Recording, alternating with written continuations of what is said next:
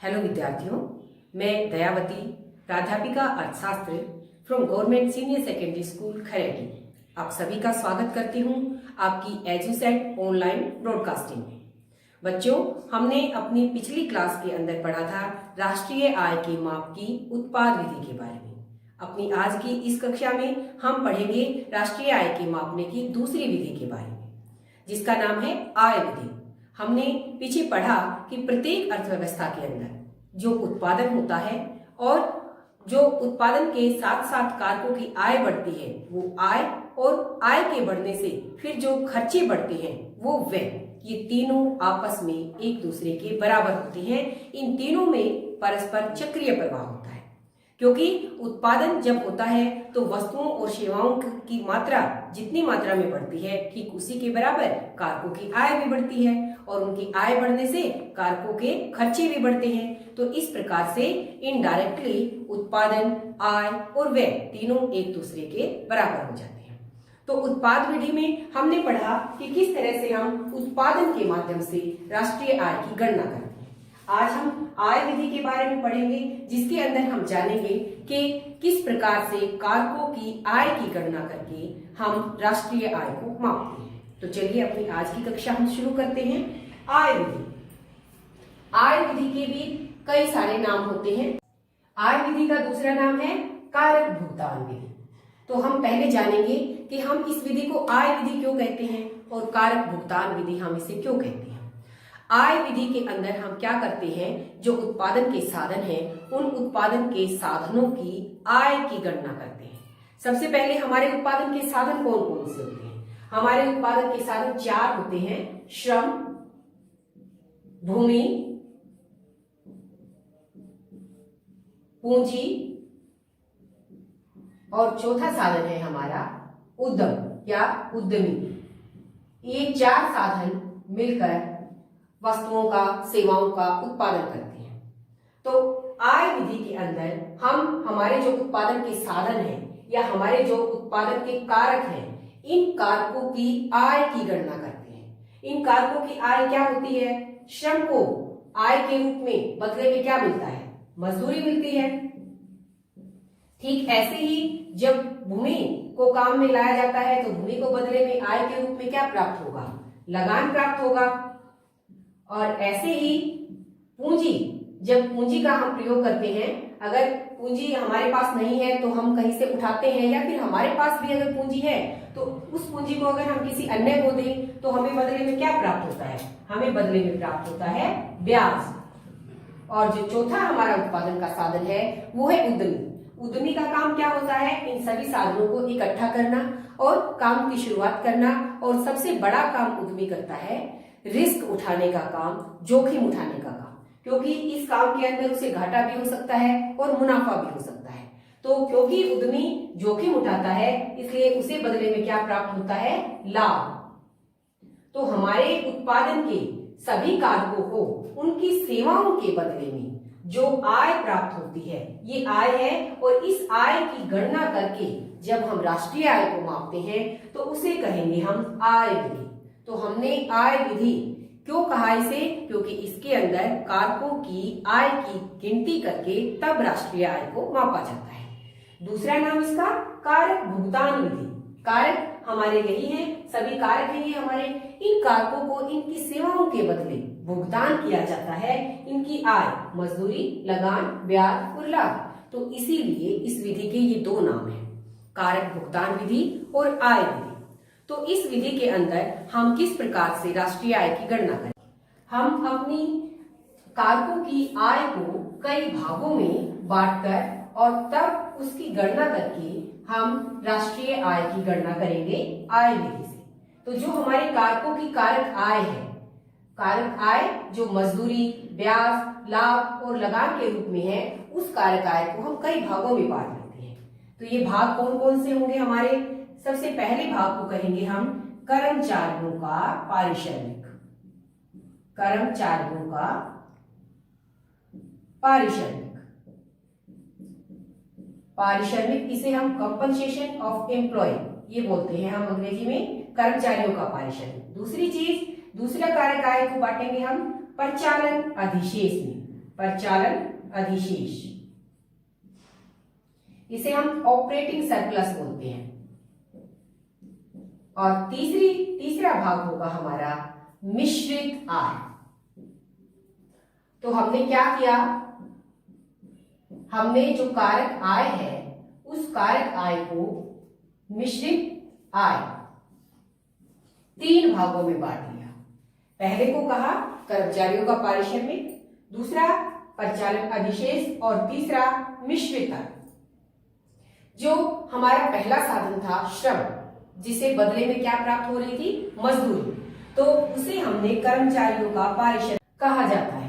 तो कर्मचारियों के पारिश्रमिक के अंतर्गत 4 चीजें आती हैं। सबसे पहली चीज नकद मजदूरी।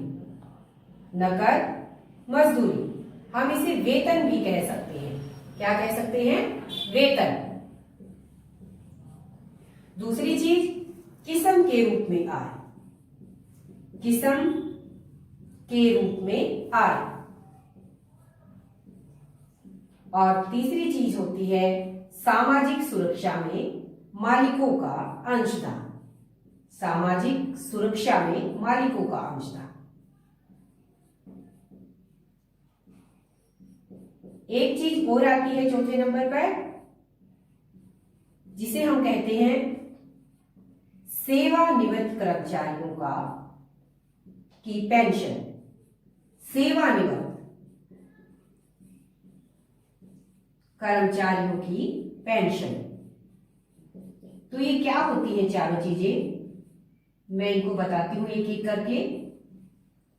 सबसे पहली चीज मैंने आपको बताई नकद मजदूरी या वेतन। प्रत्येक व्यक्ति को जो काम करता है तो उसे अपने काम के बदले वेतन मिलता है, सैलरी प्राप्त होती है। तो वो सैलरी उसे नकद कैश रूप में, कैश पैसा मिलता है, या हम उसे वेतन भी कह सकते हैं। तो नकद मजदूरी और जो वेतन होता है वो किसके अंतर्गत आएगा, कर्मचारियों के पारिश्रमिक के अंतर्गत। दूसरी चीज इसके अंदर आती है किस्म के रूप में आय, जिसे हम बोनस भी कह सकते हैं। किस्म के रूप में आय क्या होती है, बोनस। जैसे जो कर्मचारी काम करते हैं उन्हें किसी त्योहार के ऊपर या किसी भी ओकेजन के ऊपर वस्तुओं के रूप में, उपहारों के रूप में, वो भी उनकी आय का एक हिस्सा होता है। तो उसे हम किस्म के रूप में आय कहेंगे, या हम बोनस भी हम उसे कह सकते हैं। तीसरी चीज होती है कर्मचारियों के पारिश्रमिक में सामाजिक सुरक्षा में मालिकों का अंशदान। जो सैलरी होती है, वेतन होती है, उसका एक भाग कटौती के रूप में कटता है, जो बाद में उन्हें प्राप्त होता है, या फिर हम उसे कहते हैं सामाजिक सुरक्षा में अंशदान। जैसे कई तरह के फंड्स होते हैं सैलरी के अंदर जो बाद में मिलते हैं, या फिर हम उन्हें कह सकते हैं कि वो हमारी सुरक्षा के लिए हमारी सैलरी से काटे गए हैं। चौथी चीज आती है सेवानिवृत्त कर्मचारियों की पेंशन। तो यहाँ पर मैंने लिखा है सेवानिवृत्त कर्मचारियों की पेंशन, यानी कि उन्होंने पहले काम किया है और जब वो सेवानिवृत्त हो जाते हैं तो बाद में उनको जो पेंशन मिलती है उस पेंशन को हम कर्मचारियों के पारिश्रमिक में शामिल करेंगे। ये पेंशन बुढ़ापा पेंशन नहीं है, क्योंकि इन्होंने काम किया है, उसके बदले में रिटायरमेंट के आफ्टर उन्हें जो पेंशन मिलती है उस पेंशन को हम कर्मचारियों के पारिश्रमिक में शामिल करेंगे, ना कि बुढ़ापा पेंशन। तो बुढ़ापा पेंशन जो होती है वो एक तरफा भुगतान होती है, क्योंकि बुढ़ापा पेंशन के बदले उत्पादन के अंदर कोई वृद्धि नहीं हुई है। हम इसे एक तरफा भुगतान या हस्तांतरण भुगतान क्यों कहते हैं, क्योंकि इसके फलस्वरूप उत्पादन में किसी प्रकार की कोई वृद्धि नहीं होती। जैसे बेरोजगारी भत्ता है, जैसे छात्रवृत्ति है, या फिर हम बुढ़ापा पेंशन कह सकते हैं। तो ये सरकार के एक तरफा भुगतान होते हैं, हस्तांतरण भुगतान होते हैं। इन्हें हम राष्ट्रीय आय की गणना करते समय शामिल नहीं करते। तो राष्ट्रीय आय की गणना करते समय कर्मचारियों के पारिश्रमिक के अंदर ये 4 चीजें आएंगी: नकद मजदूरी या वेतन, किस्म के रूप में आय या बोनस, सामाजिक सुरक्षा में मालिकों का अंशदान और सेवानिवृत्त कर्मचारियों की पेंशन। तो ये तो हुआ हमारा कर्मचारियों का पारिश्रमिक। दूसरी चीज हमारे पास क्या है, परिचालन अधिशेष। जैसा कि मैंने बताया, ये जो हमारा पहला साधन था श्रम, उसकी जो आय थी उसे हमने कर्मचारियों का पारिश्रमिक नाम दे दिया। अब परिचालन अधिशेष हम किसे कहते हैं, इसके अंतर्गत संपत्ति या उद्यमशीलता से प्राप्त आय को शामिल किया जाता है। ये जो आय होती है प्रचालन अधिशेष, ये सभी क्षेत्रों को, निजी क्षेत्र को भी और सार्वजनिक क्षेत्र दोनों को प्राप्त होती है। तो इसके अंतर्गत जो हमारे बाकी के 3 हमारे साधन बच गए, कौन कौन से हमारे साधन बच गए? भूमि, पूंजी और उद्यमी। इन तीनों को जो आय प्राप्त होती है वो प्रचालन अधिशेष के अंतर्गत आती है। तो प्रचालन अधिशेष के अंतर्गत क्या क्या आएगा? सबसे पहली चीज, भूमि को क्या प्राप्त होता है? लगान। और पूंजी को क्या प्राप्त होगा? दूसरी चीज, पूंजी को क्या प्राप्त होगा? ब्याज। और इसके बाद तीसरी चीज हमारी उद्यमी, उसे प्राप्त होगा लाभ। तो जो हमारे 3 साधन हैं, भूमि, पूंजी और उद्यमी, इन्हें जो आय के रूप में प्राप्त होती है लगान, ब्याज और लाभ। अब जो लगान है वो जरूरी नहीं सीधा लगान ही हो, लगान के अंदर 2 चीजें शामिल होती हैं, किराया प्लस रॉयल्टी। तो जब हम प्रचालन अधिशेष की गिनती करते हैं तो उसके अंदर या तो हमें भूमि से प्राप्त होने वाली आय लगान हो, या लगान के स्थान पर हमें किराया और रॉयल्टी 2 टुकड़ों में अलग अलग से दिया हुआ हो सकता है। तो हम किराए को और रॉयल्टी को प्लस करेंगे तो हमारा लगान बन जाएगा। दूसरी चीज, पूंजी को होने वाली आय ब्याज। ब्याज के कोई और टुकड़े नहीं होंगे, ब्याज हमें ब्याज के ही रूप में मिलेगा। इसके बाद जो तीसरा हमारा साधन लास्ट, उद्यमी को लाभ प्राप्त होता है। तो उद्यमी का जो लाभ होता है उसके भी आगे कई सारे भाग होते हैं। इसके 3 भाग होते हैं। पहले भाग को कहेंगे हम लाभांश, दूसरा भाग होता है निगम कर, और तीसरा भाग होता है अवितरित लाभ। तो जो हमारा उद्यमी है उसे जो आय के रूप में लाभ प्राप्त होता है, उस लाभ के अंदर ये 3 चीजें होती हैं। अगर उद्यमी की आय लाभ हमें दी हुई है तो इट मीन्स उसके अंदर ये तीनों चीजें शामिल हैं। लेकिन अगर लाभ नहीं है तो हम इन तीनों चीजों को जोड़ेंगे और तब हम लाभ को बनाएंगे। तो लाभ के जो 3 भागों में पहला भाग है लाभांश। ये क्या है? लाभ का ही एक अंश, लाभांश यानी कि लाभ का ही एक भाग है। कौन सा भाग? वो भाग जो उद्यमियों के अंदर आपस में बांट लिया गया है। तो लाभ जो होता है उसका एक हिस्सा जो उद्यमी होते हैं उनके बीच में आपस में बांट लिया जाता है, तो उस भाग को हम लाभांश कहते हैं।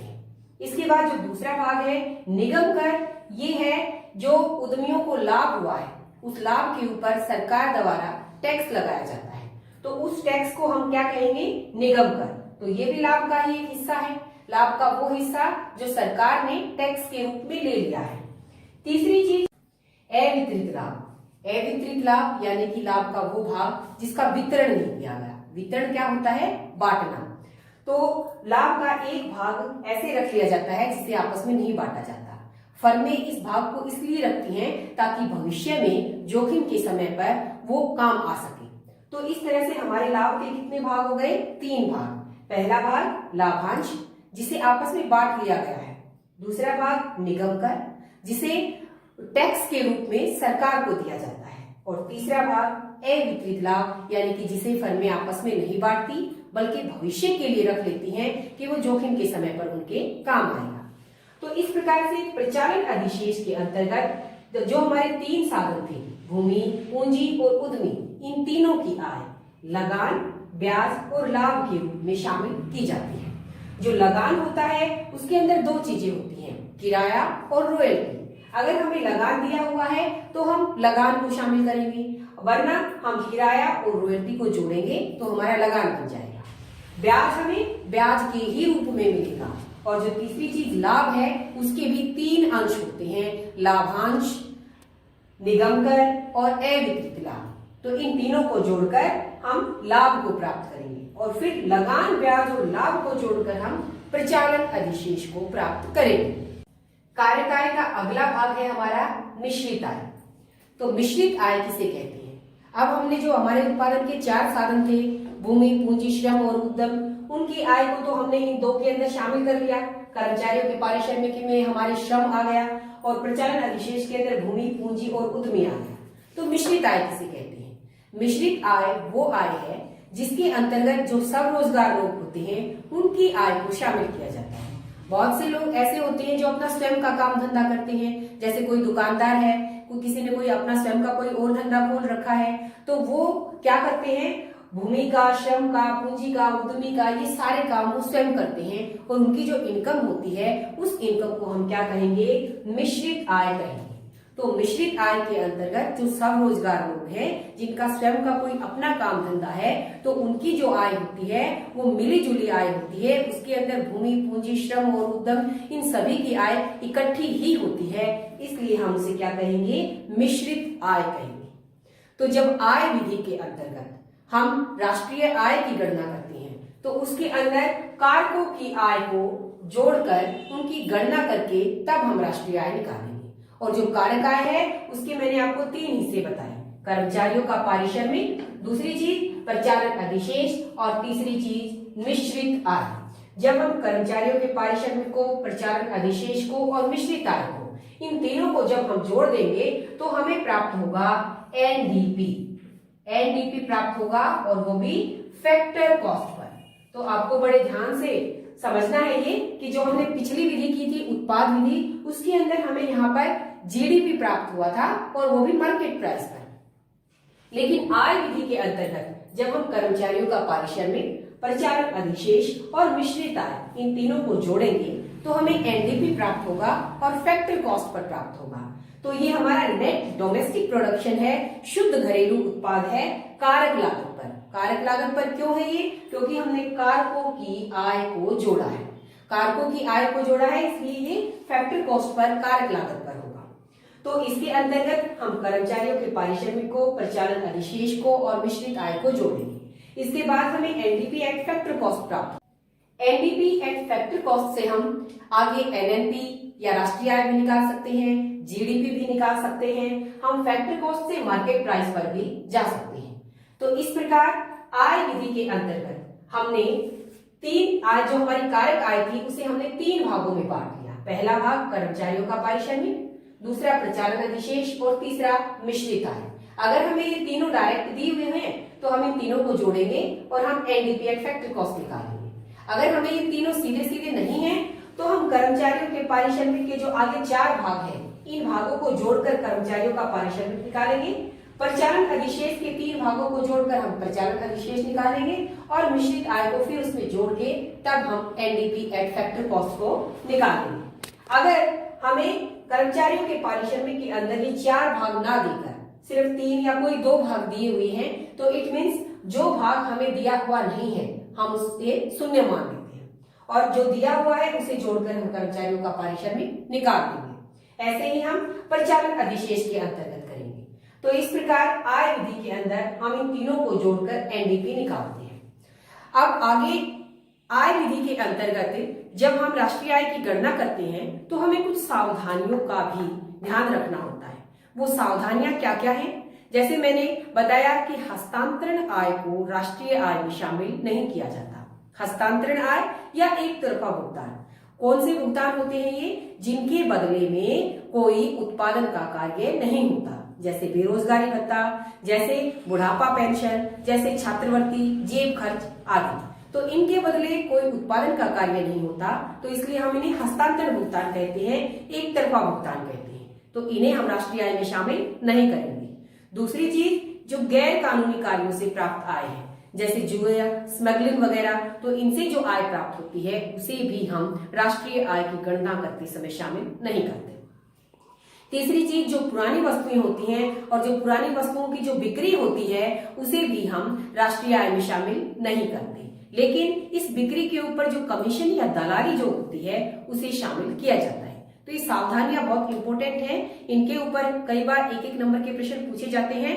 हस्तांतरण भुगतान, गैर कानूनी कार्यों से प्राप्त आय और पुरानी वस्तुओं की बिक्री से प्राप्त आय, इसे हम राष्ट्रीय आय में शामिल नहीं करेंगे। जबकि पुरानी वस्तुओं की बिक्री पर जो कमीशन या दलाली होती है उसे राष्ट्रीय आय में शामिल किया जाता है।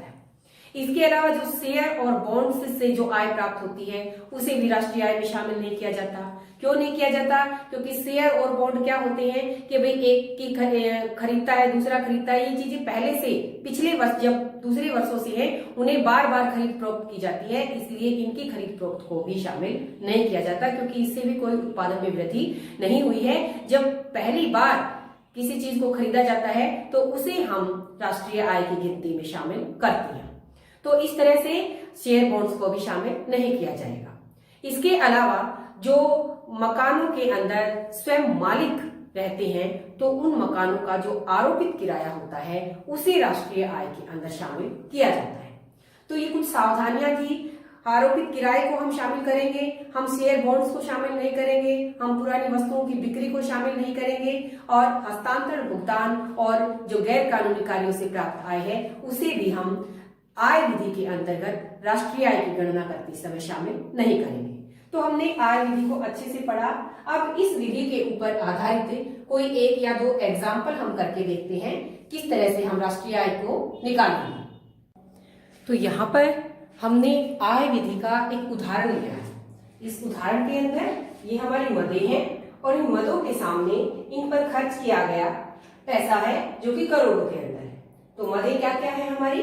मजदूरी दे रखी है, फिर लगान, ब्याज, लाभांश, मिश्रित आय, अवितरित लाभ, सामाजिक सुरक्षा में अंशदान, निगम लाभ कर और विदेशों से निवल कारक आय। आय विधि का हमारा ये एग्जाम्पल है। हमें इस एग्जाम्पल के अंदर निकालना क्या है? घरेलू आय। दो चीजें हमें यहाँ पर निकालनी है। पहली चीज घरेलू आय और दूसरी चीज राष्ट्रीय आय। तो आय विधि का प्रयोग करके हम इन दोनों की गणना करेंगे। तो घरेलू आय जो पहला लिख रखा है यहाँ पर, इसे हम कहते हैं NDP, NDP at factor cost. कई बार इस चीज में भी पजल हो जाते हैं बच्चे कि एनडीपी फैक्टर कॉस्ट पे या मार्केट प्राइस के ऊपर। तो घरेलू आय फैक्टर कॉस्ट के ऊपर जो एनडीपी होती है हम उसे कहेंगे। तो पहला जो हमें निकालना है वो हमें एनडीपी एट फैक्टर कॉस्ट निकालना है। तो ये मैंने आप सभी को पहले ही बता चुकी हूं मैं कि आय विधि के अंदर जब हम कारकों की आय को जोड़ते हैं, कारकों की आय में सबसे पहले हम कर्मचारियों के पारिश्रमिक को जोड़ेंगे, जिसके अंदर मैंने 4 कंपोनेंट्स बताए थे। सबसे पहले नंबर पर बताया था नकद मजदूरी या वेतन। दूसरे नंबर पर मैंने बताया किस्म के रूप में आय या जिसे हम बोनस भी कह सकते हैं। इसके बाद सामाजिक सुरक्षा में अंशदान और फिर सेवानिवृत्त कर्मचारियों की पेंशन। तो सबसे पहले कारक आय में हम कर्मचारियों के पारिश्रमिक को जोड़ेंगे, फिर हम प्रचालन अधिशेष को जोड़ेंगे, जिसके अंदर 3 चीजें थी, लगान, ब्याज और लाभ, और तीसरी चीज जोड़ेंगे हम मिश्रित आय। इन तीनों के जोड़ने से सबसे पहले हमें जो प्राप्त होगा वो हमें एनडीपी एट फैक्टर कॉस्ट ही प्राप्त होता है। तो जो पहला सम है हमारा जिसके अंदर हमें घरेलू आय या एनडीपी एट फैक्टर कॉस्ट निकालनी है, इट मीन्स यहाँ पर हमें इन तीनों को जोड़ना है, कर्मचारियों के पारिश्रमिक को, प्रचालन अधिशेष को और मिश्रित आय को। तो चलिए जोड़ते हैं हम। तो NDP at factor cost, NDP at factor cost, factor cost के ऊपर क्यों है ये भी मैं बता चुकी हूँ, क्योंकि ये कारकों की आय है, इसलिए जब कारकों की आय को जोड़ेंगे तो फैक्टर कॉस्ट साधन लागत पर ही होगी। तो सबसे पहले हमें क्या देखना है? सबसे पहले हमें देखना है कर्मचारियों का पारिश्रमिक। तो कर्मचारियों का पारिश्रमिक यहाँ सीधे सीधे नहीं है, तो सीधे सीधे नहीं है तो हम क्या करेंगे? कर्मचारियों के पारिश्रमिक के जो कंपोनेंट्स हैं हम उन्हें देखेंगे। तो सबसे पहला कंपोनेंट क्या था हमारा? मजदूरी या वेतन। तो मजदूरी यहाँ पर दी हुई है, सबसे पहले नंबर पर मजदूरी है, तो हम उसे लिखते हैं। मजदूरी हमारी है 10,000। इसके बाद दूसरा कंपोनेंट क्या था हमारा? किस्म के रूप में आय या बोनस। तो किस्म के रूप में आय या बोनस यहाँ पर दिया हुआ नहीं है, तो हम उसे शून्य मान लेते हैं। इसके बाद जो तीसरी चीज थी वो तीसरी चीज है यहाँ पर सामाजिक सुरक्षा में अंशदान। तो सामाजिक सुरक्षा में अंशदान यहाँ पर दिया हुआ है, तो हम सामाजिक सुरक्षा में अंशदान को लिख लेते हैं। इसके बाद चौथे नंबर पर चीज सेवानिवृत्त कर्मचारियों की पेंशन। तो सेवानिवृत्त कर्मचारियों की पेंशन भी यहाँ पर नहीं है, तो हमने उसे भी शून्य मान लिया। तो कर्मचारियों के पारिश्रमिक के अंदर यहाँ केवल 2 कंपोनेंट दिए हुए थे, तो हमने उन 2 को लिख लिया और बाकी को शून्य मान लिया। अगर कर्मचारियों का पारिश्रमिक दिया हुआ होता तो बेशक हमें 2 कंपोनेंट या 3 कंपोनेंट भी दे रखे होते, तब हम उन्हें नहीं देखते। क्यों नहीं देखते? क्योंकि कर्मचारियों के पारिश्रमिक के अंदर वो सभी इंक्लूड है। तो कर्मचारियों का पारिश्रमिक हो गया। इसके बाद दूसरी चीज हमें देखनी है प्रचालन अधिशेष यानी कि ऑपरेटिंग सरप्लस, जिसके अंदर 3 चीजें बताई थी, लगान, ब्याज और लाभ। तो प्रचालन अधिशेष भी यहाँ पर नहीं दिया हुआ है, तो हम प्रचालन अधिशेष के भी कंपोनेंट्स को देखते हैं। प्रचालन अधिशेष के भी हमारे 3 कंपोनेंट थे। सबसे पहले कंपोनेंट का नाम था हमारा लगान। तो क्या लगान यहाँ पर दिया हुआ है? तो लगान दूसरे नंबर पर हमें दिया हुआ है, तो हम लगान को जोड़ देते हैं। प्रचालन अधिशेष के लिए हमने लगान ले लिया है। लगान के बाद दूसरा हमारा कंपोनेंट ब्याज। ब्याज भी यहाँ पर दिया हुआ है, जो कि कितना है? ये हमारा 5000 है।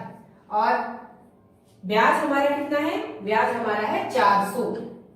इसके बाद तीसरी चीज चाहिए हमें लाभ।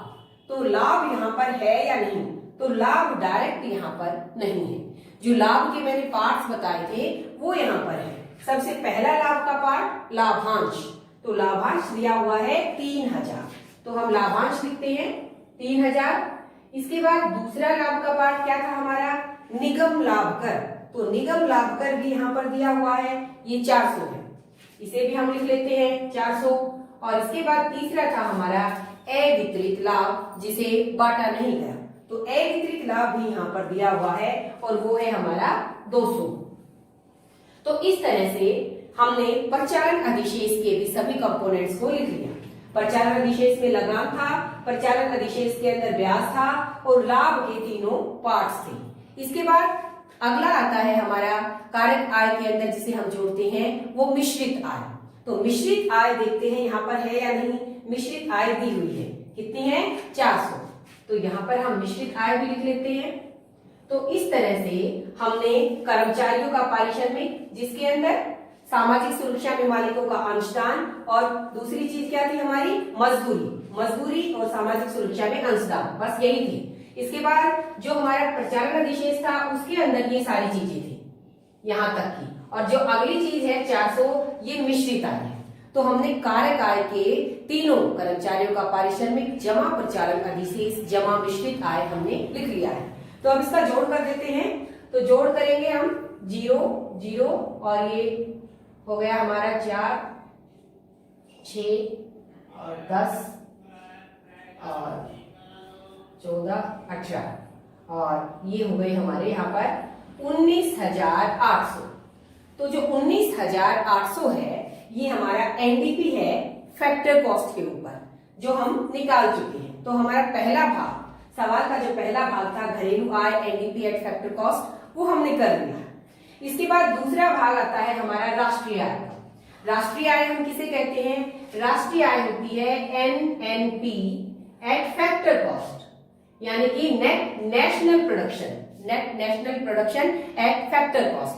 तो हमने एनडीपी एट फैक्टर कॉस्ट तो निकाल चुके हैं हमें निकालना है एनएनपी एट फैक्टर कॉस्ट।